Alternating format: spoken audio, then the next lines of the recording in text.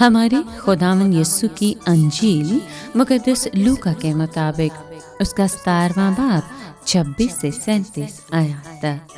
ایک دن یسوع نے اپنے شاگردوں سے کہا کہ جیسا نوح کے دنوں میں ہوا تھا اسی طرح ابن انسان کے دنوں میں بھی ہوگا کہ لوگ کھاتے پیتے بیع کرتے اور بیاہے جاتے تھے، اس دن تک کہ نوح کشتی میں داخل ہوا اور طوفان نے آ کر سب کو ہلاک کیا، یا جیسا لوط کے دنوں میں ہوا تھا کہ لوگ کھاتے پیتے اور خرید و فروخت کرتے اور درخت لگاتے اور مکان بناتے تھے، مگر جس دن لوط سدوم سے نکلا تو آگ اور گندھک آسمان سے برسی اور سب کو ہلاک کر دیا۔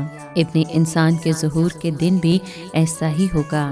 اس دن جو کوٹھے پر ہو اور اس کا اسباب گھر میں ہو وہ اس کے لینے کے لیے نیچے نہ آئے، اور جو کھیت میں ہو اسی طرح پیچھے نہ لوٹے۔ لوط کی بیوی کو یاد رکھو، جو کوئی اپنی جان بچانے کی کوشش کرے وہ اسے کھو دے گا، اور جو اسے کھوئے وہ اسے بچائے گا۔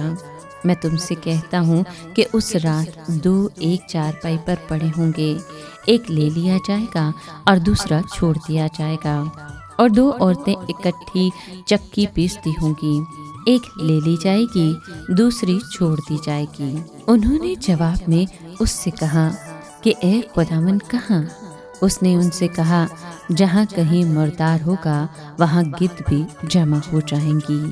پاک کلام کے پڑھے اور سنے جانے پر خداوند کی برکت ہو، خدا کا شکر ہو۔ عزیز دوستو، خداوند اپنی بادشاہی میں آنے کے موضوع کی طرف پھر کر بتاتا ہے کہ اس جلالی واقعے سے فوری قبل کے دن نوح کے دنوں کی مانند ہوں گے کہ لوگ کھاتے پیتے تھے اور ان میں بیاہ شادی ہوتی تھی۔ یہ باتیں بذات خود غلط نہیں ہیں، معمول کی باتیں ہیں اور جائز انسانی سرگرمیاں ہیں۔ برائی یہ ہے کہ لوگ انہی چیزوں کے ہو رہے تھے، ان کے پاس خدا کے لیے وقت نہیں تھا، بلکہ خدا کا خیال تک نہیں تھا، حتیٰ کہ نوح اور اس کا خاندان کشتی میں داخل ہوا اور طوفان نے آ کر سب کو ہلاک کیا، یعنی ساری بقیہ مخلوقات ہلاک ہو گئیں۔ اسی طرح مسیح کی دوسری آمد ان لوگوں کے لیے عدالت اور غضب ثابت ہوگی جو اس کے رحم کی پیشکش کو رد کرتے ہیں۔ اس کے ساتھ ہی خداوند نے کہا کہ میری دوسری آمد سے فوری پہلے کے دن لوط کے دنوں کی مانند ہوں گے۔ اس وقت تک تہذیب اور ثقافت نے بہت ترقی کر لی تھی، لوگ نہ صرف کھاتے پیتے تھے بلکہ خرید و فروخت کرتے تھے اور درخت لگاتے تھے اور گھر بناتے تھے۔ انسان اس کوشش میں تھا کہ خدا کے بغیر ہی خوشحالی اور امن چین کا ایک سنہری دور لے آئے۔ عین اسی دن جب لوط اور اس کی بیوی اور بیٹیاں سدوم سے نکلے، آگ اور گندھک نے آسمان سے برس کر اس شریر شہر اور وہاں کے باشندوں بلکہ سب کو ہلاک کیا۔ ابن آدم کے ظاہر ہونے کے دن بھی ایسا ہی ہوگا۔ جو لوگ عیش و عشرت، اپنی خواہشات کو پورا کرنے اور کاروبار میں مصروف رہ کر خدا کو بھلا دیتے ہیں وہ سب ہلاک ہوں گے۔ وہ ایسا دن ہوگا جب زمینی اور دنیاوی چیزوں کے ساتھ لگاؤ انسان کی زندگی کے لیے خطرناک ثابت ہوگا۔ چنانچہ اس دن جو کوٹھے پر ہو اس کا اسباب گھر میں ہو وہ اسے لینے کو نہ اترے، اور اسی طرح جو کھیت میں ہو وہ پیچھے کو نہ لوٹے۔ چاہیے کہ ہر انسان اس جگہ سے بھاگے جہاں غضب نازل ہونے کو ہو۔ اگرچہ لوط کی بیوی کو سدوم سے تقریباً زبردستی نکالا گیا تھا، لیکن اس کا دل وہیں لگا ہوا تھا، اسی لیے اس نے پیچھے مڑ کر دیکھا۔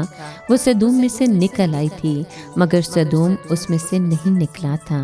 نتیجہ یہ ہوا کہ خدا نے اسے نمک کا ستون بنا کر ہلاک کر ڈالا۔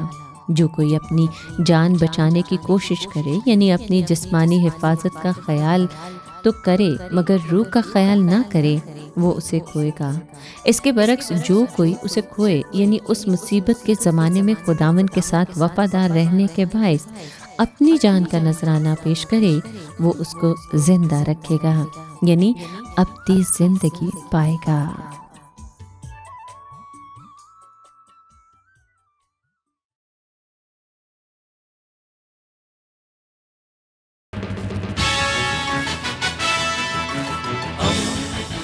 دوستی کا پیمبر، ریڈیو ویریتاس ایشیا۔